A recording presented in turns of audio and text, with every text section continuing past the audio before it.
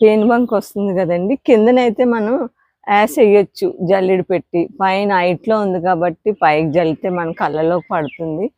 అందుకు వేప నూనె స్ప్రే చేసుకుంటే బెటర్. లేదంటే కుంకుడుకాయ పులుసు ఉంటుంది కదా, అది వాటర్లో డైల్యూట్ చేసి అదైనా ఇవ్వండి. మీకు ఒక్కాలు వచ్చినట్లయితే కంట్రోల్ అవుతుంది. పైకి యాస్ ఇసిరేటప్పుడు మన కళ్ళల్లో పడే అవకాశం ఉంటుంది కాబట్టి మరి అంత పెద్ద సాహసాలు చేయకపోవడమే మంచిది. వీలైనట్లయితే వేసుకోవచ్చు. మనకు పైన ఏమైనా సట్టు ఉందనుకోండి, వెళ్ళి వేయటానికి అనువుగా ఉంటే మనం వేసుకోవచ్చు. లేదంటే కళ్ళు రెండు కళ్ళల్లో పడిపోతాయి.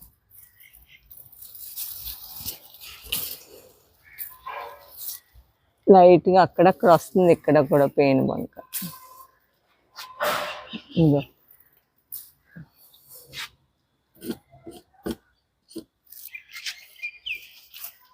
చిక్కుడుకాయలు పడాలి.